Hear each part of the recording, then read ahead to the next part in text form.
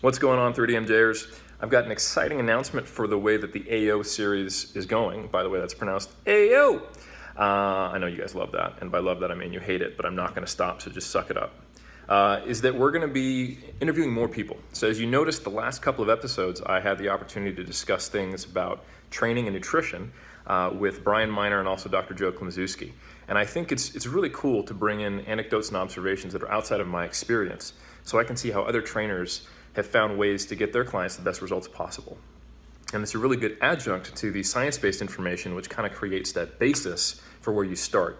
But then really the way you engage with athletes or clients or help them is by observing what happens over time. And sometimes commonalities happen across a large spectrum of people. And those are probably some pretty high quality anecdotes.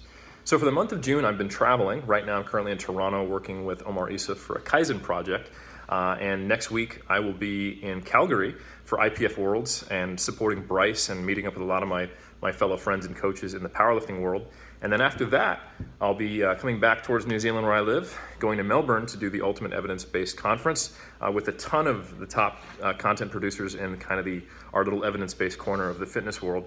So I'm going to have the opportunity to talk to a lot of people. So what I want to do is put out a more frequent episode of AO where I sit down and discuss some of the observations that have been critical to each one of these different trainers' success. So I hope you enjoy this first one with Omar Isuf, and I'll see you next time. What's going on, 3DMJers? I am here with Omar Isuf, the man himself.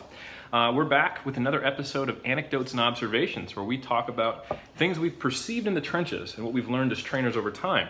So that's AO pronounced Ayo. It was all right. I was going more for a Rocky, like, Ayo. Okay. Like, come on, Ayo, Rocky. All right. No, it was good. that's like an encouraging drama teacher where the kid tanked the fucking impression, and you're just like, you know what? Like, yeah, no, keep working on it. Yeah. Your timing was off.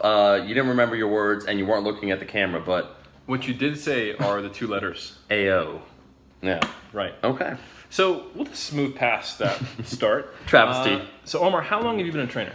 I've been a trainer now for probably 10 years. 10 years. Yeah. Okay. So you transitioned from being an in-person personal trainer to now being more of a content creator? Yes. But you still do some coaching? Yeah, I do some coaching. I don't charge any people that I coach now because you reach the point, I think, if you really like something, you'll do it just because you like doing it. Yeah. And so there's people, I go to Fortis Fitness, and some people need some help, and so I still coach them. I would say 90% of my stuff is now just all online, and then, on occasion, people that want to like compete or whatnot, help them out. Yeah, so you produce content through Kaizen on your YouTube channel, and then just because, to keep the skill and because you love it, you work with some people for just in person for free or program for them at least. Yeah, and I think you just nailed something, Eric. Something that maybe some people don't realize that want to produce content is I think you need to still be practicing. Yeah, it's a skill. Yeah, and then to like just even observe how someone's lifting when it comes to technique, all those things. Yeah. Coaching is a skill that needs to be practiced. Right. Yeah. So you're probably in the hashtag science crew. Hashtag science. We'd say, right. You've had myself, like Mike Israel, Brett Schoenfeld, Alan Aragon. Yeah. Either indirectly helping you with content on your channel or actually on, which is always really cool. Yeah. But we know there are limits to what science can help us with. So if you think about things you've noticed through your training career as a personal trainer, what have you observed that may or may not actually be in line with the science, but is something that you found consistently useful in the way you work with people that's not necessarily science-based, as far as like you couldn't find a PubMed abstract for it? Yeah, well, so it's interesting that you say that. I would want to talk a little bit about the psychology of a lifter, where there is research when it comes to sports performance, but just the individual makeup of a person, why they lift, and making it into lifestyle, all those factors, I think it's specific and dependent upon that individual. Right. There are certain things where, someone might come to you, and especially as a trainer, I think lifting is an emotional response, why someone might seek out a coach because they want to improve, like I want to get stronger. Well, what does getting stronger do for you? Or I want to lose weight. Like, when I was a trainer, most people that had that level of disposable income to afford a trainer would be probably in their late 30s, 40s, 50s. Probably the split was 60-40 women to men. Yep. And they had a variety of different reasons. But their initial reason, they might come into lifting thinking one thing. But my goal, being their trainer, was to make them kind of flip it around and look at it more like a lifestyle. Right. Where they might want to only lose 5 pounds, but guess what? I'll make you lose those 5 pounds. You'll feel good, and then you'll fall off, and then you'll gain the weight back. So it'll just be this endless cycle. And so for me, really going into the why they lift would inform everything else, because then that would inform their adherence to the program, if they're even going to want to follow, the buy-in to me as a coach, if they're going to trust me, if they're going to think, you know what, I need to follow him. Like he says, work out 4 times a week. I'll do it because this aligns with the goals I have for myself. Yep. And so the whole reason why, getting to know someone, I think, and that's why when we say a personal trainer, I'm not talking about a rent-a-friend, where some people, you can inevitably fall into that trap. Yep. When some people kind of come to you a little broken, where they're seeking something, Yep. and so you could take on that role. I think that establishing a rapport, an understanding of that person, so just the interaction, that personal relationship, and then finding what would work best for them. There is definitely some evidence behind that of sports performance and all those things, but I think it's a skill set that in person you have to cultivate. So to paraphrase, to me it sounds like you're saying, hey, you're coming to me with this goal, but in reality what you need is a lifestyle change. Mm-hmm. And that's not going to happen unless I can facilitate your own understanding, your own motivation. So it's about helping someone look a little bit deeper and figure out why they actually came into the gym in the first place.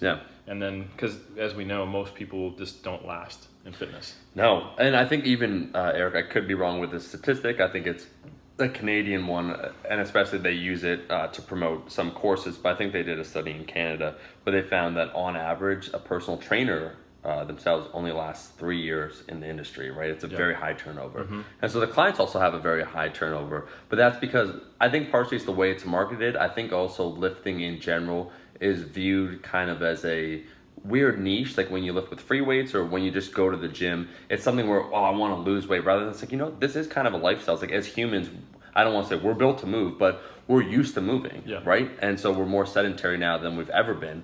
So it's something that really should be natural for us. And so removing kind of maybe even some of those reservations where for some people, if they want to do free weights, especially some women I tend to notice, where they might have some reservations. I don't want to get too bulky. This is intimidating. I don't know anything about this, because it's not been ingrained in our culture. All you see when you see advertisements, you'll see someone doing, you know, light tricep kickbacks. A woman's like, oh, you want to get sculpted? And like the underlying message is like, you want your husband to love you more. Like, this is what you should be doing. This is what you need to do in order to look attractive, right?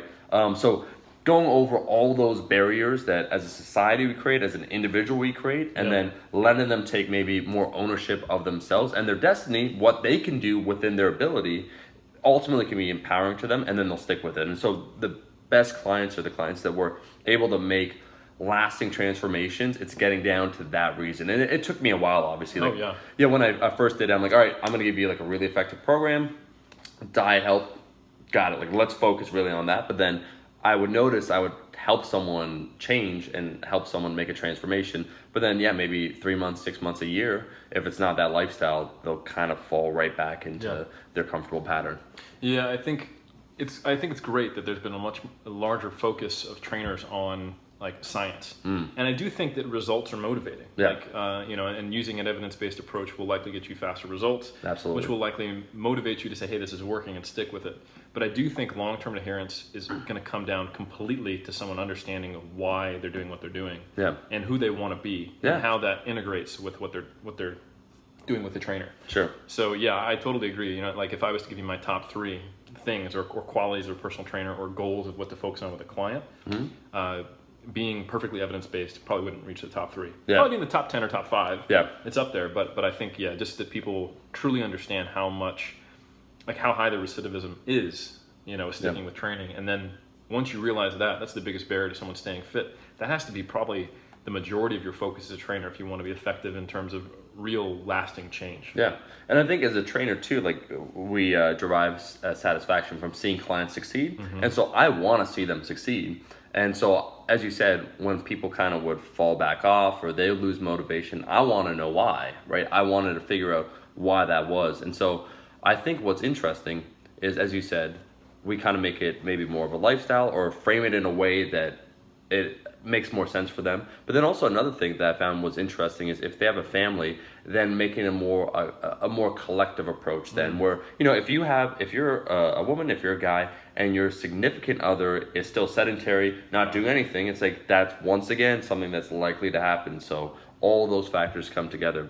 But then when it works really well, then it can be very satisfying. And then they make consistent, lasting changes. And I've seen clients now, years after that, they've kept. I remember there's this one banker guy he was just tired basically of being fat. It's like that dude lost 50 pounds and he's kept those 50 pounds off since probably now like 7 years on, you know? Because you took a very holistic approach to each aspect of his life. Yeah, and then he took what's, I think a trap that some trainers make is that they try and make the client dependent upon them. So it's like almost a parasitic relationship. Like, Yeah. I'll give you the training, I'll give you the nutrition, but I am the one giving you Yeah. this. You need me. It's It like, comes from on high. Yeah, yeah. Down into to my people. Yeah. the match. It's like, no, I want to explain what this is, the training methodology, the nutrition. I want to empower you so you could take control of your own life. And then eventually it's like, you don't need a trainer. It's like, you know what to do. If you need the accountability, and I get it, like you're going to be coaching me when it comes time for me to get lean. But you still have the tools within yourself to keep that change. Yeah, I mean, if you look at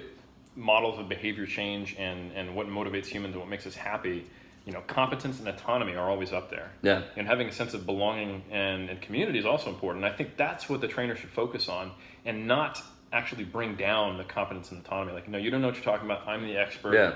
Like, I think your relationship should evolve. You know, they're not going to know what they're doing at first if they've never been familiar with it. Sure. But you should be mentoring them, not just coaching them. Yeah. Or not just training them, I should say. Yeah, we're going to start a cult, bro. Yes. The cult of lifting. So check in here at 3DMJ next time when we start our cult. The cult of personality, bro. Can I say AO one more time? Let's try it again. AO! No? That was great. Oh, that was great. Yeah, I believed it. Welcome back to AO, and we will see you next time. Bye.